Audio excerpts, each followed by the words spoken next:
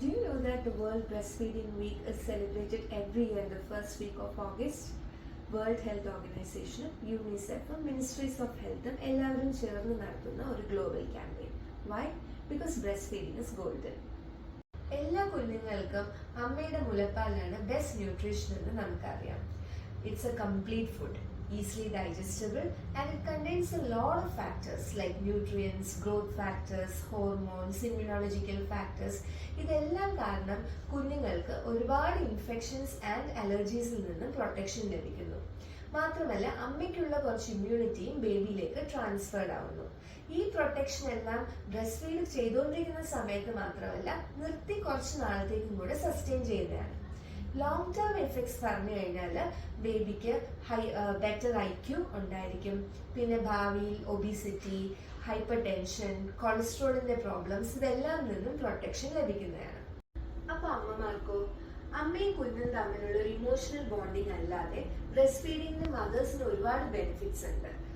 Delivery കഴിഞ്ഞ് breast feeding start ചെയ്യുമ്പോൾ അമ്മമാരുടെ ശരീരത്തിൽ ഓക്സിറ്റോസിൻ എന്ന് പറയുന്ന ഒരു ഹോർമോൺ പ്രൊഡ്യൂസ് ചെയ്യുകയും അത് കാരണം പോസ്റ്റ്പാർട്ടം ഹെമറേജ് അല്ലെങ്കിൽ അമിത രക്തസ്രാവം തടയുകയും മാത്രമല്ല ഡെലിവറിക്ക് ശേഷം യൂട്രസ് ചുരുങ്ങാൻ ഹെൽപ്പ് ചെയ്യുകയും ചെയ്യുന്നു.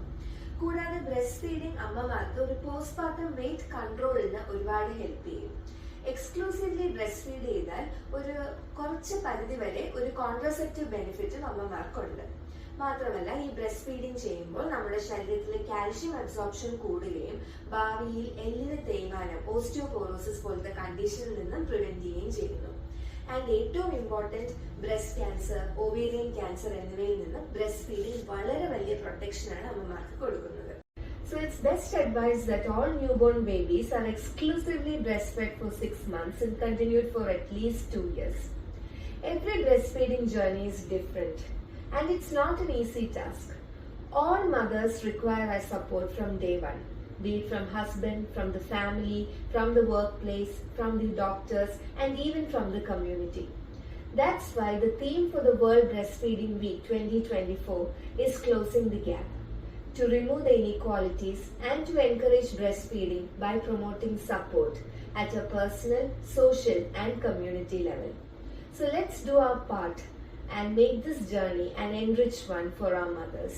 Thank you.